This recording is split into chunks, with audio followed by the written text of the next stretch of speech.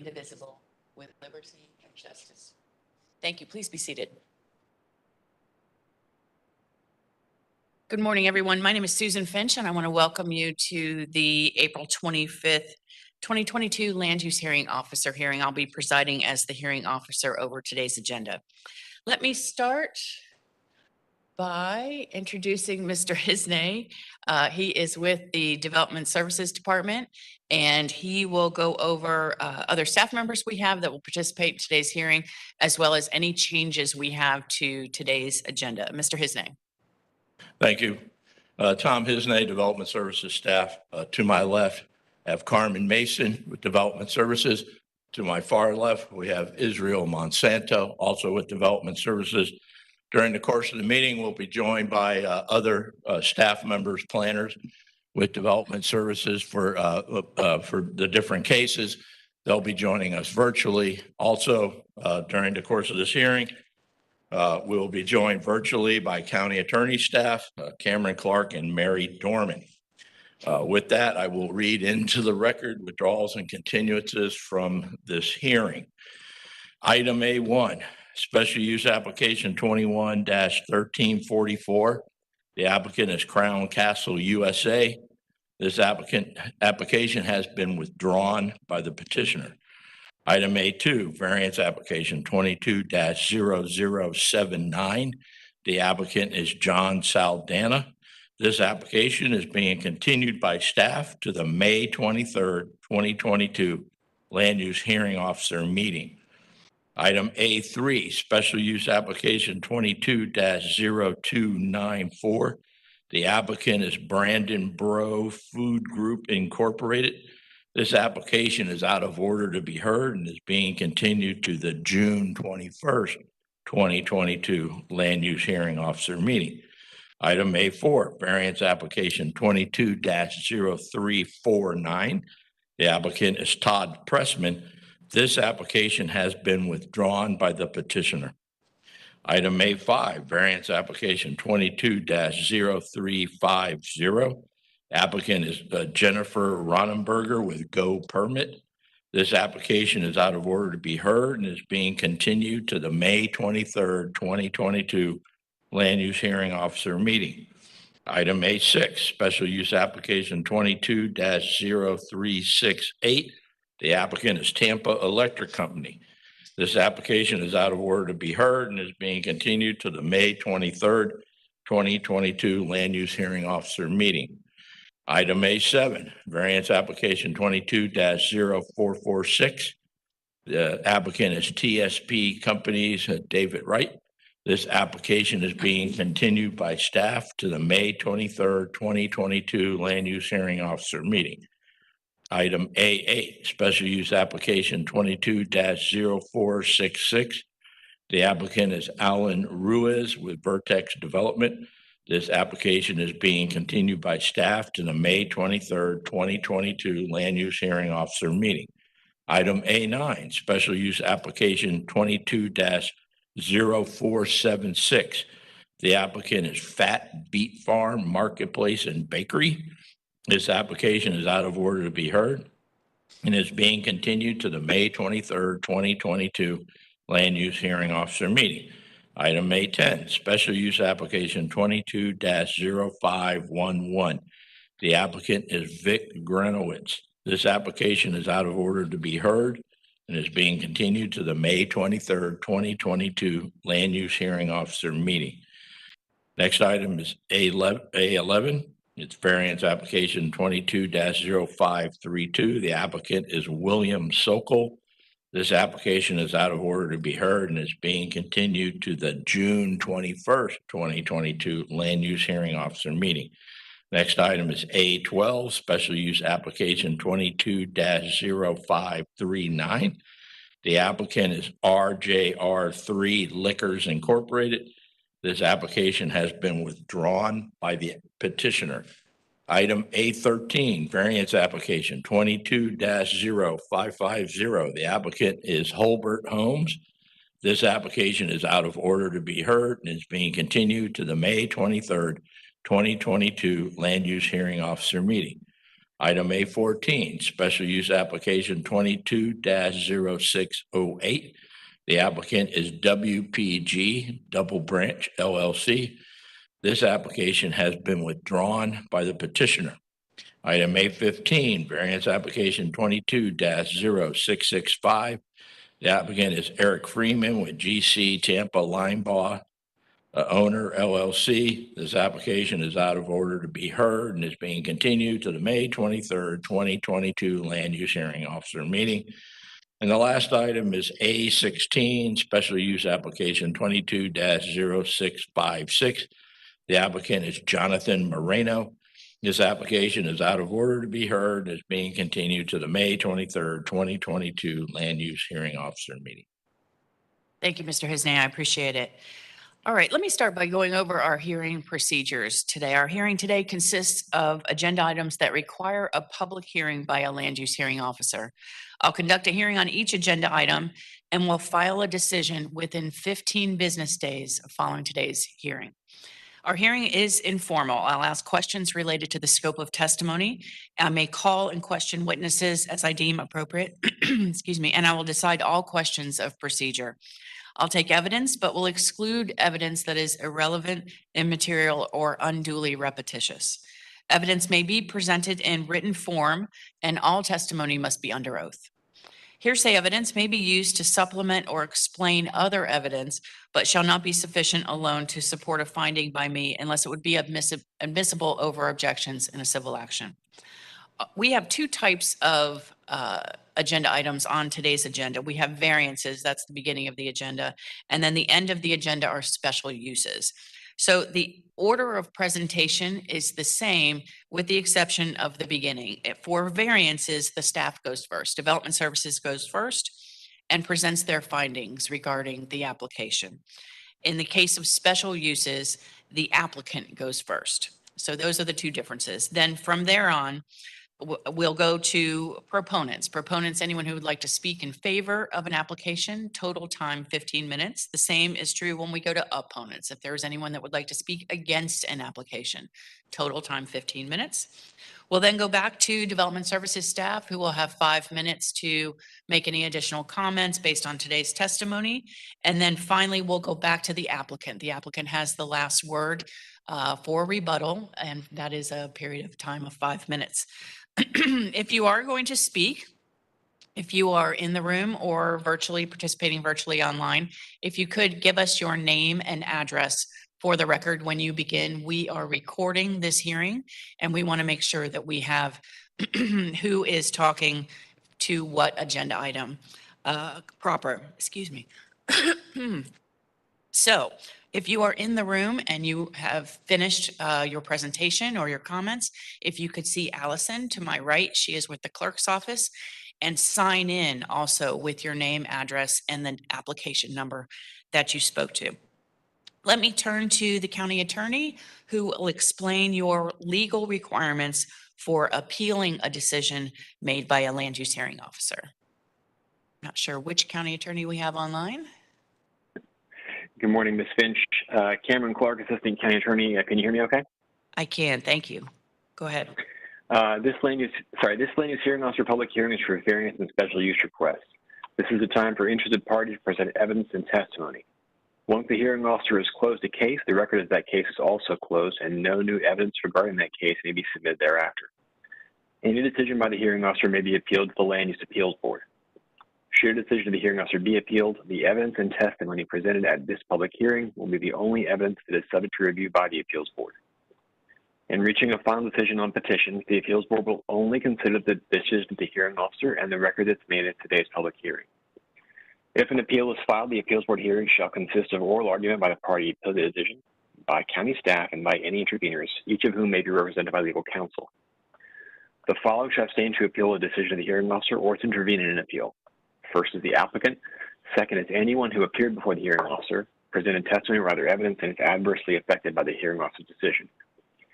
It's the role of the county attorney's office to ensure that no new evidence or testimony is allowed before the Appeals Board if it was not presented to the hearing officer at today's hearing. The county attorney recommends the Appeals Board disregard evidence or testimony that is outside the record made at today's public hearing. Any evidence presented to the appeals board that is outside today's record could jeopardize the legality of the appeals board decision, and the presenter of that evidence could hurt their own cause. The safest course of action then is for you to write the comments that you make today and to repeat those comments for the appeals board. Thank you. Thank you, Mr. Clark. I appreciate it. As I mentioned, all testimony must be under oath. So if you are in the room or online and plan to speak today, please stand, raise your right hand, and I'll swear you in.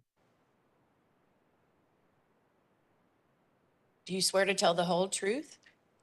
Do you solemnly swear to tell the whole truth and nothing but the truth? So help you God. Thank you. Please be seated. Mr. Hisney, if you could call the first case, please. All right, so today we have no vested right cases, no fee waiver requests, no remands, no reconsideration requests, no site development variances, and no sign variances. So that will take us to section H of the agenda, which are general variances. First case is item H1, application 22-0493. The applicant is Duck Fan. They're requesting a variance to the fence requirement. Staff findings will be presented by Isis Brown. Good morning. Share my screen.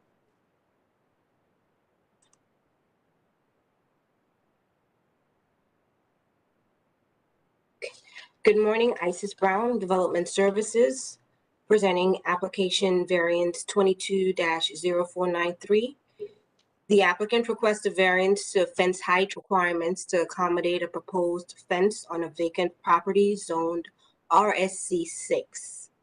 Per LDC section 6.07.02 C.1, a minimum fence height of 4 feet is allowed in required front yards, except under certain circumstances that do not apply in this case. A maximum fence height of 6 feet is allowed in the remainder of the property. Per LDC section 6.01.01, a 25-foot front yard is required in the RSC district. The applicant requests the following variances: a 2-foot height increase to the maximum fence height permitted in the required front yard along the west 122nd Avenue to allow us 6 feet for a proposed fence on the northern line of the northmost 25 of the west property line, which is indicated in the red.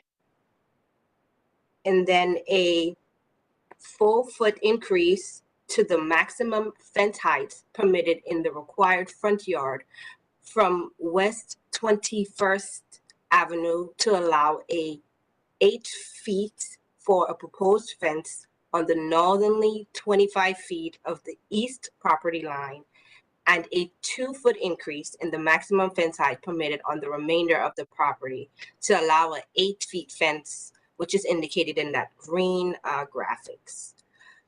The Development Services have the following findings. The adjacent property to the east is zoned CN, commercial neighborhood, and developed with a shopping center. And the applicant plans to build a single-family home on the property per building permit HC BLD 21-002467. The approved site plan shows a removal of a number of trees on the property. However, a 45-inch grand oak on the east property line must be protected, as shown in the along the green line on the east property line. It jogs around that oak tree. And as shown and received on March 18, 2022. This ends my report, and I'm available for any questions. Yes, Ms. Brown, I just want to clarify for the record. So the graphic you're showing, the line in red, that fence is proposed to be increased from 4 to 6 feet. And the line in green, part of it, I guess in the front yard, 4 to 8 feet. And then the remaining fence line in green would be 6 to 8 feet. But in total, everything in green would be 8 feet. Is that correct? Correct. Okay, I understand. No, All right, thank you so much. Is the applicant here? You can come forward, please. Good morning. Will you start by giving us your name and address, please? My address is, you want the property address or my address now? You can give the property address. 106 West 122nd Avenue, Tampa, Florida, 33612. Thank you. Can you please restate your name for me for the record? Duke Fawn. If you could just tell us about the request and why you are asking for the variance. I am on the east side. I'm abutting a commercial property. There's a lot of commercial vehicles that come in and out because of the lot itself. Also for security reason and privacy reasons. When we first got there, or when I first started building the home, I haven't seen I've seen beds, I've seen blankets there. So it looks like people have been living there for quite some time. I know when they have, I think about 17 to 19 cats that were there because the post office was feeding the cats and everything there too. So just for privacy and security for my family and things like that. That's my main concern, is that green line. The red ones were, because it's a 8-foot fence, if we have a 6, it probably just looked a little bit better, like through the overall site. But my main concern is just the privacy and security for my family for that green line. Will it be gated along the street? You mean where the front red line is? Yes. Yes, that's the plan. It's Okay. probably gonna be one of those gated, like electrical gate, but we probably have like some code or something if delivery or something. I yeah. see. Uh-huh. And last question, the commercial use that's to the east of you, Yes. what do they have along your property line in terms of security fencing or something like that? It's a alley, kind of like an alley where it's the back of a commercial building. But because that alley, they have a fence there was supposed to just block random people from coming in. They didn't fix the fence. I tried to contact the property management, but hasn't been good with the communication aspect of it. We were trying to get a letter to remove that tree, that 45-inch oak right there.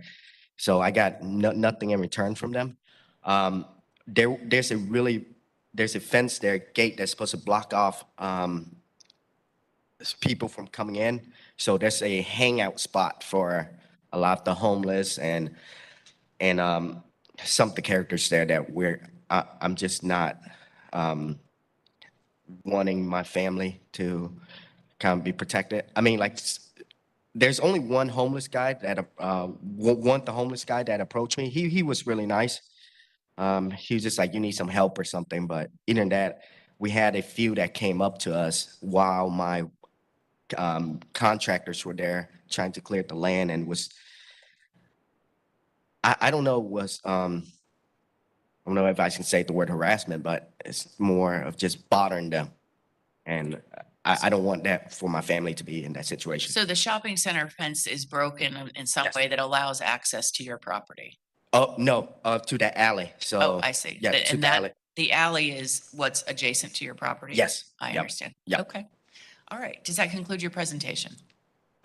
Yes. I guess with the fence, I think it probably will increase the value in the community also, because like if you look at the subdivision and everything, most of it have those large fence that's surrounding. So I think it will help and everything. And I really did clean up the lot and everything and make it more visible for everybody. Yeah. That leads me to one additional question. Yes. What will the fence be made out of? What's the material? Vinyl. So all the way around it's vinyl, white? Yes. Vinyl, like a PVC fence or something? Yes. I Yep. understand. Okay. Yep. Thank you so much. But I think the front, I don't know, I need to ask the zoning. I don't know if I can do vinyl. I think the vinyl has to be like, I don't think it's like close together. We could ask county staff what the regulations are. Yeah, for the but material. I'll do whatever the regulation allow me to. I do have some pictures of like people been dumping and everything. I don't know if you want to see that or not. You're welcome to show them. We do have an overhead, or if you just want to submit them into the record, I review anything that's submitted. Yep, I can submit to record and then you can Perfect. see. Yep. All Okay. right. Thank you so much. If you could please sign in and then submit your documents. Okay. Thank you so much. All right. Is there anyone here that would like to speak in favor of this application? Anyone in support? Anyone online? No. Anyone in opposition to this request? No one online. All right. County staff, can you answer his question regarding the material of the fence? Yes, Mr. Fawn? Yeah, the materials for your fence are anything that's a typical fencing material found in residential districts. It can be vinyl, PVC, wood, chain link, masonry. You cannot use like metal sheeting panels that would normally be used for roof or something like that. But anything that's a traditional fencing material is permitted. All right. And so we'll go back to the applicant. Mr. Fon, when you're done, I just have one additional clarification for the record, but I have to have you on the microphone. So when you're done, I'll ask you a quick question and then we'll move on. Real quick for an addition is you're not allowed to utilize barbed wire at all. All right. I just, based on Mr. Hisney's response, I just want to verify. So it's your intent to use a vinyl fence Yes. for this property? Yes. Okay. Thank you so much. I really appreciate it. All right, thank you. All right. Then with that, we'll close variance 22-0493 and go to the next case. All right, our next case is item H2, variance application 22-0572. The applicant is William Riley III. Request is a variance to lot development standards. Staff findings will be presented by Isis Brown. Right. There's the share. Number 2. Okay. Good morning again. Isis Brown, Development Services, variance 22-052. The applicant is requesting a variance to the required rear and side yard setback for the proposed grounded mounted solar panels to serve an existing single-family dwelling on property zoned ASC1.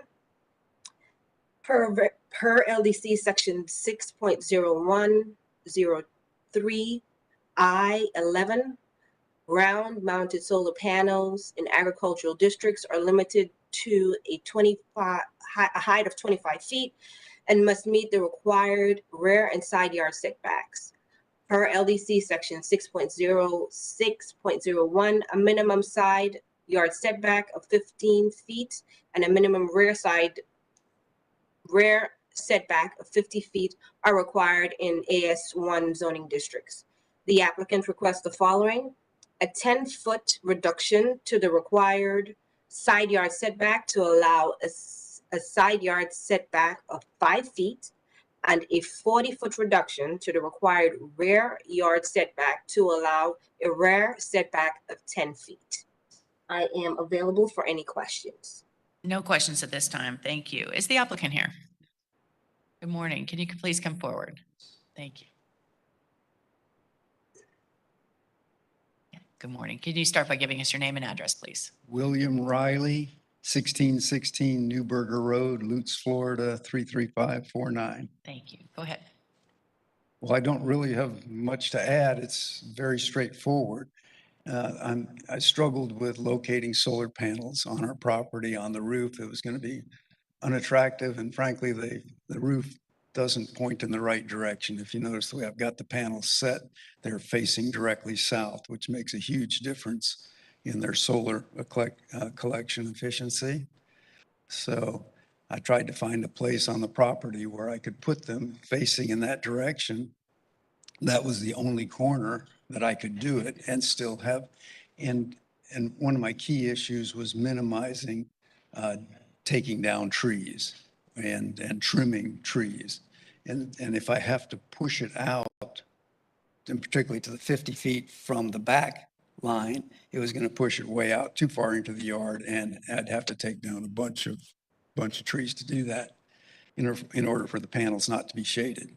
So it just forced me back into that corner. I see. All right. Well, you answered my question about the roof, because I think that's the obvious question is why isn't it on the roof? Well, the other part of that is part of an HOA, and they really hate them on the roof. I I see. understand that I can put them there, but, they push back on that, and I understand that.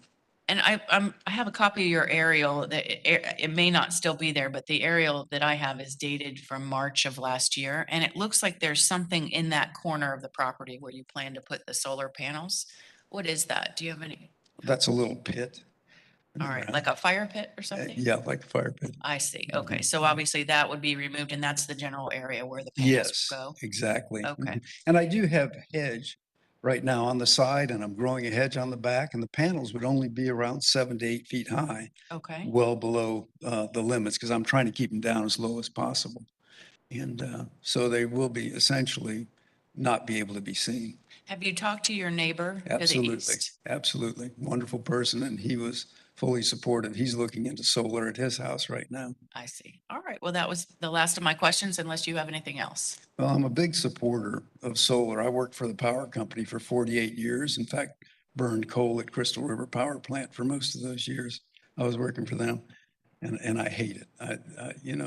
Coal is a very dirty source, and I think it's the right thing to do. And so I got excited about doing it. I want to go to electric vehicles, and this would be a part of that plan. All right, well, thank you for coming down. I appreciate it. If you could please sign in with the clerk's office. Thank you. Thank you. Anyone that would like to speak either in favor in the room, online, or against this application? Seeing no one. All right, Development Services, anything further? No, ma'am. All right, sir, nothing else before we close? Nothing to add? All right, thank you very much. Then with that, we'll close variance 22-0572 and go to the next case. Our next case is H3, variance application 22-0577. The applicant is Christopher Fortner. They're requesting multiple variances, a variance to encroach into a wetland conservation area setback, a variance for an accessory dwelling, variance for accessory structure, variance to lot development standards. Staff findings will be presented by Tanya Chapella. Good morning. Sorry, good morning. Tanya Chapella, Development Services. The applicant is requesting variances to accommodate new living area, garage, and room that are proposed for an existing single-family home on property zone RS6. Additionally, the applicant is requesting a variance for an existing elevated deck that is attached to the home. Variance number 1 for the new living space.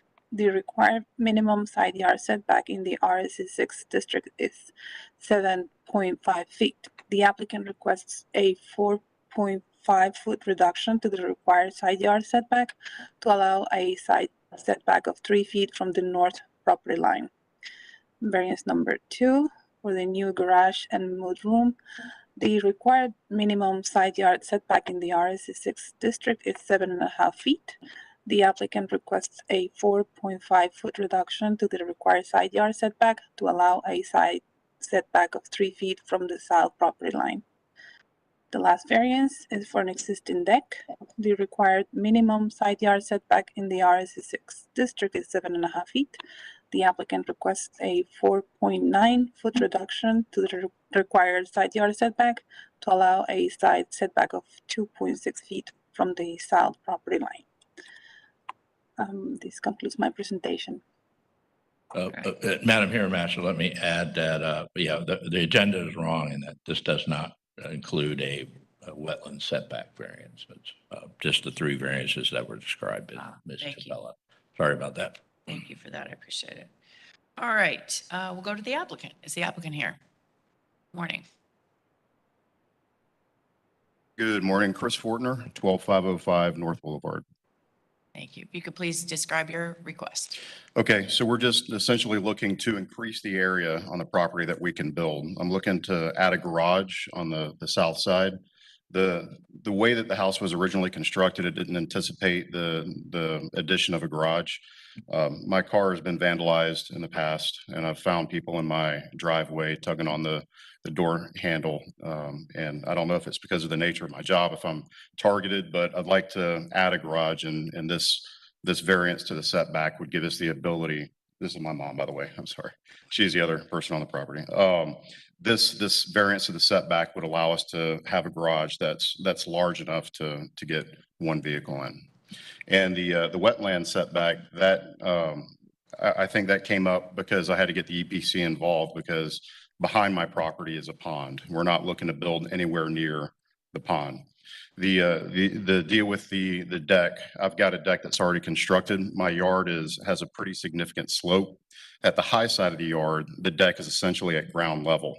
But as the yard slopes, obviously the deck is higher off the ground. I've had some erosion over the years, and we've had to bring in rock to stop the dirt from eroding. The sun doesn't get in there, the trees cover it, so the grass doesn't grow, and we have to bring in rock. So at the low point of the yard, the deck is about 3 feet from the ground level. So the garage well, let me start from the beginning. So it looks like from your graphic that these improvements, both on the north and the south side, don't extend the house closer to the street. No, You're ma'am. not, there's no proposal to do No, ma'am. that. So from a passerby standpoint, there'd be no noticeable difference. No, ma'am. Okay. And then the garage extends to that wooden deck, is that right? It would be, the garage would be close to that wooden deck, but the garage is to extend south 4 or 4.5 feet into the setback area, reducing the setback. All right. And then lastly, have you talked to your neighbors about this request? Yes, ma'am, I have, and I've got letters from them, signed letters, if I can add them, if you would like them as evidence. And I've got also a police report where my vehicle was vandalized in the driveway. Bring it to you. Well, what you can do is if you're finished, when you sign in with the clerk's office, you can submit it to Allison and she will put it, make it as part of the record and then I'll review it. Okay. Is that everything you wanted to say? That's basically it. I would say probably 95% of the homes in my area have garages, and doing this would make my property more, consistent with the theme of the neighborhood as well. And obviously it would improve the value of the area and the property as well. I see. I'm sorry, I can go back to the 2-story structure that we're wanting to do on the north side. We anticipate that at some point we'll have to accommodate my mother, and that would give us enough space, enough living space for her to be in there. Okay. All right. Well, thank you very much for coming down. I appreciate it. If you Thank could you. please sign in and you're welcome to submit whatever you'd like. Thank into the you. record. Thank you so much. Thank you. All right. Is there anyone in the room or online that would like to speak in support or in opposition to this request? Seeing no one, county staff, anything else? No, ma'am. All right, sir, any last words before I close? Anything else you'd like to add before I close the application? All right, thank you. Then with that, we'll close variance 22-0577 and go to the next case.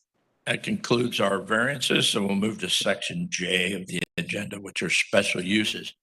The first item is J1, application 22-0227. The applicant is Mocha Asian Cuisine Incorporated. They are requesting a 2 COPR alcoholic beverage permit with separation waivers. Staff report and recommendation will be presented by Israel Monsanto following the applicant's presentation. Yes, as I mentioned in special uses, the applicant goes first. So is the applicant here? Good morning. Please come forward. I'm here.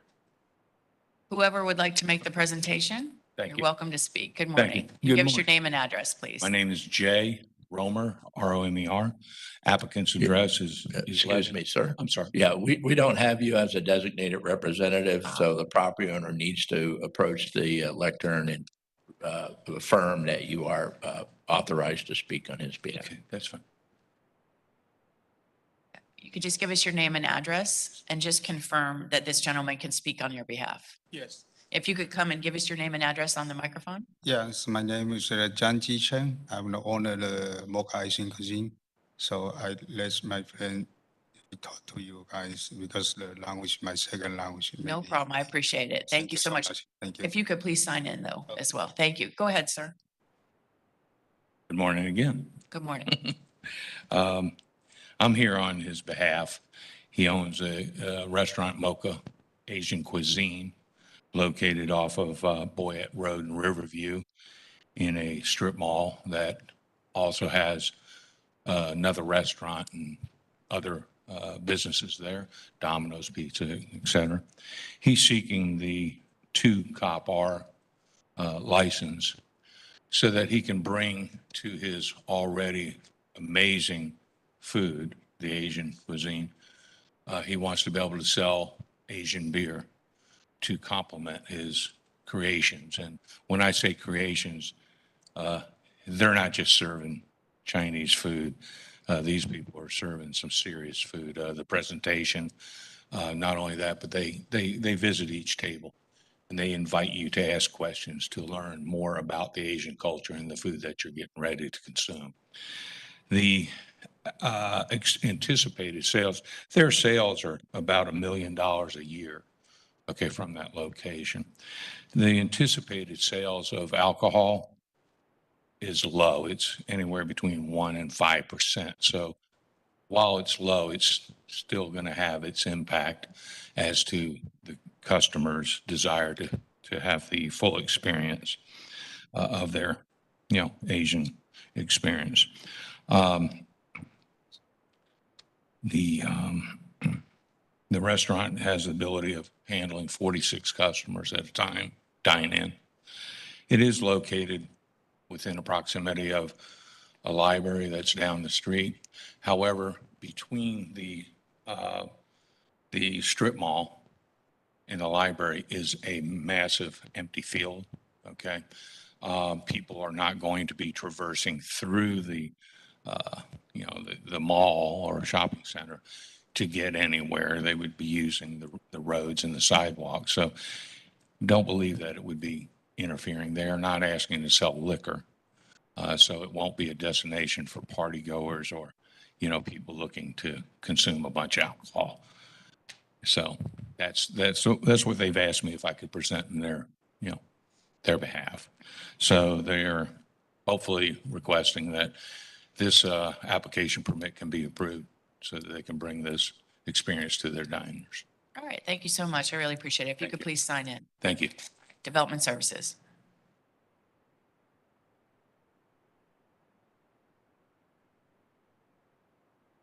Good morning. Good morning. Development Services, Israel Monsanto. I have on the overhead the wet zone proposed by the applicant. As you can see, the request today is for a 2-cup R, which permits the sale and consumption of beer and wine on and off the permitted premises, package sales in connection with a restaurant. And at least 51% of the restaurant's total biannual sales shall be derived from the sale of food and non-alcoholic beverages. Shown on the revised survey we received on April 13, 2022, the proposed wet zone area will be comprised of 1,625 square feet of indoor space. There is 2 distance separation requirements for a 2-cup R. One is the distance from the proposed structure to certain community uses shall be 500 feet. And the other one is the distance from the proposed structure to residentially zoned property shall be 150 feet. Per the survey you have in your screen, there is a library, public library within 500 feet, which is depicted with the letter A. The other distance requirement is being met.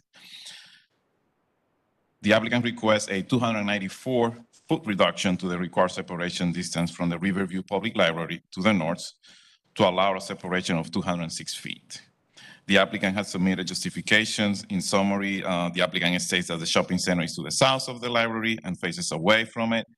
There is undeveloped area, which is a TICO power line corridor between the permitted structure and shopping center and the library.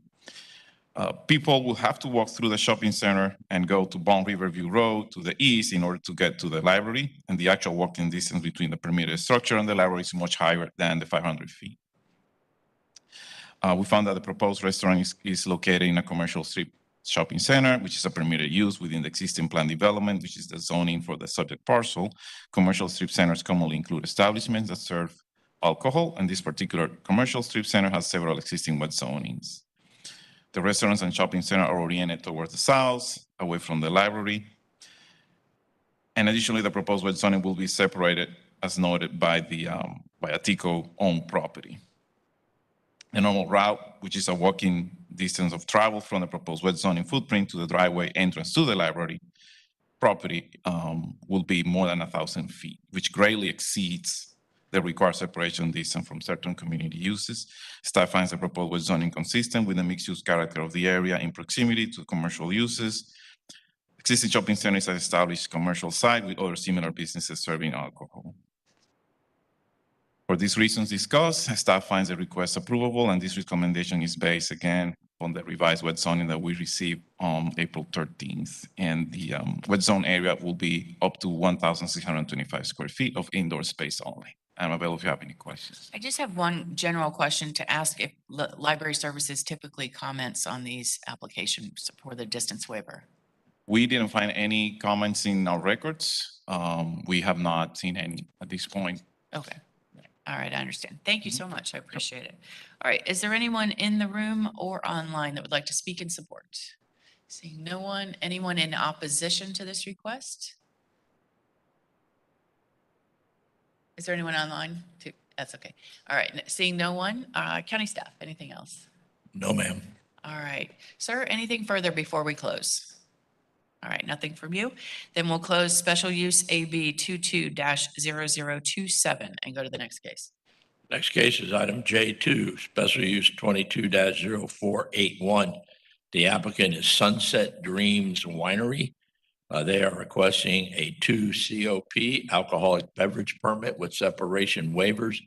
A staff report and recommendation will be presented by Tim Lampkin following the applicant's presentation. Good morning. Good morning. How are you? Good, thank you. My name is Kara Ann Groves. I'm an attorney from Brewer Long PLLC. Our address is 407 Ocala Springs Road in Longwood, Florida, Suite 241. We're here on behalf of applicant Sunset Dreams Winery. They would like to open a micro meadery and winery at 234 Oakfield Drive in Brandon, Florida.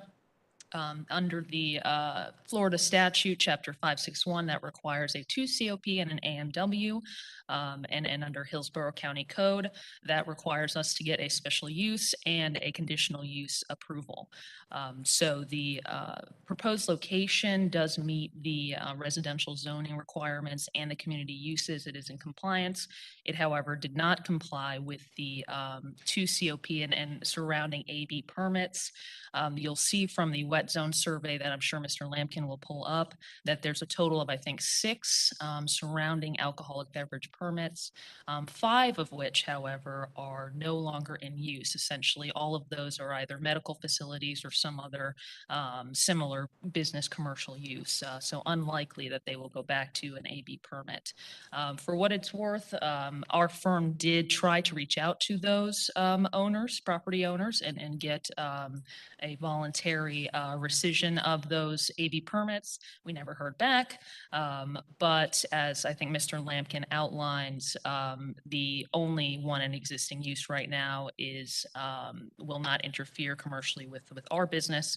And we have received, we never received anything back from any of the neighbors to suggest that there would be any sort of conflict. So again, applicant Sunset Dreams Winery, we do have Mr. Jack and Miss Stephanie here, who are the owners of that, if you'd like to have them speak, but they would just like to have the AB waiver approved and the conditional use waiver approved as well. All right, thank you. You've answered all my questions. I think that's, if you've reached out to them, you said you have, and that most of them in Mr. Lampkin's report talk about uses that perhaps don't have alcoholic, wouldn't have an opportunity to sell alcohol, period. Yes, ma'am. And just to kind of be specific about that for the record, so there are 5 of the 6 are, let's see. We've got a Surgical Associates. We've got one that's vacant, Therapy and Sports Center, Orthodontics, and then the one that I think is still in use is Thai Chili Pepper. I see. All right. I understand. Thank you so much. Thank If you you. could please sign in. Development Services, please. Hello, Tim Lampkin, Development Services. The wet zoning is sought for a Sunset Dreams Winery. It's located at 234 Oakfield Drive in Brandon, Florida. The wet zoning area will comprise a footprint of 1,224 square feet of indoor area, as shown on the revised wet zone survey received on March the 29th, 2022. As the applicant stated, the 2 COP requires 3 distance separation requirements. The first is that they shall be 250 feet from residential zone property. They comply with this requirement. The second is that they shall be 500 feet from certain community uses. They do comply with this requirement. And lastly, the reason they're here today is there shall be no more than 3 approved of a certain similar type within 1,000 feet. And they're requesting a variation of that. The applicant's justification is that there are multiple inactive wet zone permits within 1,000 feet of the proposed wet zoning. They're not currently utilizing their wet zone permits. Staff does find that there are of the 5 of the 6 total wet zonings of the relevant types within the 1,000 feet are not utilized by the uses which currently occupy those locations. And in some of these cases, it appears unlikely that the wet zonings will be utilized in the future. And the applicant just went over those. So for example, one of those is a Surgical Associates at 205 Moon. One is a Therapy and Sports Center located at 301 Robertson. There's Kelso Orthodontics at 401 Parsons, the Dog Patch located at 122 Lindsay, and an HSN outlet store located at 225 West Brandon. For these reasons, staff finds the proposed 2 COP alcoholic beverage permit to be approvable based upon the revised wet zone survey received on March the 29th, 2022, showing a total wet zone footprint of 1,224 square feet. And that concludes staff's presentation, unless there are any questions. No questions at this time, but thank you. Is there anyone in the room or online that would like to speak in support? Anyone in favor? Anyone in opposition to this request? Seeing no one, county staff, anything else? No, ma'am. All right. Sir, ma'am? I've lost you. There you are. Anything else you'd like to add?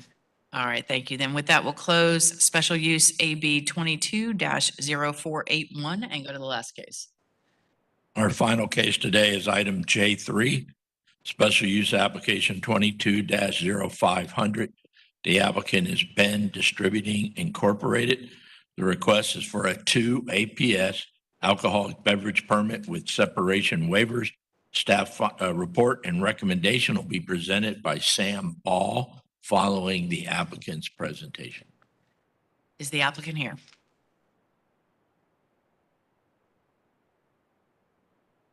Good morning. Mark Tiller. I'm with the Tiller Law Group.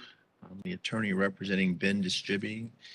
It's a convenience store located at 16824 North Gun Highway in Odessa. The client already operates with a 1 APS, which is just beer, and they're simply requesting a 2 APS to add wine. There is a requested separation waiver because there is a park that requires 500 feet distance, and it's only 178 feet. The community park is managed by Conservation and Environmental Lands Management staff. They reported they have no comment on the proposed wet zoning. We've received no objections from other reviewing agencies or notice property owners in the area. How long has the convenience store been in operation? That's approximately. a good question. They have been there for quite some time.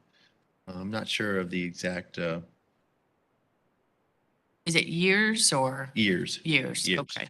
And is the building itself proposed to be expanded, or is it the same square footage? The square footage of the building is 2,317 square feet, and it's not going to be expanded. It will stay the same. Okay, all right. Those are my only questions, unless you have anything further. No, ma'am. Thank you. All right, thank you. If you could please sign in with the clerk's office. Development Services, please. Good morning, Sam Ball of Development Services. The applicant is requesting approval of a distance separation waiver for a 2 APS alcoholic beverage permit to allow for beer and wine to be sold in sealed containers for consumption off the licensed premises only. The wet zoning is requested for an existing convenience store at 16824 Gun Highway. The wet zone area will cover 2,317 square feet of indoor area with no outdoor area, as shown on the wet zone survey stamped February 1st, 2022. The property is zoned commercial neighborhood, which permits a convenience store in consideration of the proposed wet zoning. County records identify a historic 1 APS state alcohol license at the subject location, but do not show that the property is wet zoned. LDC section 61111D2, the following distance requirements apply to the proposed wet zoning. The distance from the proposed structure to certain community uses shall be 500 feet. According to the survey submitted by the applicant, the request does not comply with this requirement. The proposed wet zoning is 178 feet from Lake Rogers Conservation Park, located at 16016 Glen Highway. The distance from the proposed structure to residential property or residentially zoned property shall be 50 feet from the side yards and 20 feet from the functional rear yard. According to the survey submitted by the applicant, this request does comply with that requirement. The applicant is requesting a 322-foot waiver to the required 500-foot separation from the certain community from the community use in order to allow a separation of 178 feet from Lake Rogers Park. The applicant's justification include that the following: that the applicant is a well-established convenience store and wishes to obtain a 2 APS license for the sale of beer and wine for off-premises consumption only, and that there will be no significant negative impact on surrounding land uses as this business already operates with a 1 APS license. They only wish to add wine to increase revenue and better serve their customers. Customers will only be buying beer and wine for off-premises consumption. There will not be any alcohol consumption on the premises that would affect Rogers Park. Accordingly, Rogers Park will not be affected by the applicant's choice to obtain a 2 APS license. LDC section 61111E3 provides for approval of separation waivers where there are special or unique circumstances where the alcoholic beverage use applied for does not have significant impacts on the surrounding land uses, and certain circumstances negate the necessity for the specific distance requirements. Staff concurs with the applicant's justification regarding the distance waiver request for the community use. Rogers Park is managed by Conservation and Environmental Lands Management staff who reported they have no comment on the proposed wet zoning. No objections were received from other reviewing agencies or noticed property owners in the area. The current 1 APS license allows for the sale of beer for off-premises consumption. The proposed wet zoning would expand the sale of alcoholic beverages to include wine for off-premises consumption and therefore represents an incremental change in the established use. The pedestrian and vehicular route of travel from the entrance of the convenience store to the nearest entrance of Rogers Park is approximately 1,400 feet in length. Additionally, only a small portion of the heavily wooded nature park is within 500 feet of the proposed zoning. For the reasons discussed above, staff finds the proposed wet zoning does not pose significant impacts on surrounding land uses, thereby negating the necessity for the prescribed separation requirements. Therefore, staff finds the proposed 2 APS alcoholic beverage permit to be approvable. Approval would be based upon the revised wet zone survey reflecting a total wet zone footprint of 2,317 square feet. That concludes my report. Thank you so much. I appreciate it. Is there anyone in the room or online that would like to speak in support? Seeing no one, anyone in opposition? No one. All right, county staff, anything else? No, ma'am. All right, sir, anything else before we close? Nothing from you. All right, thank you. Then with that, we'll close special use AB 22-0500 and adjourn the hearing. Thank you all for your time and testimony.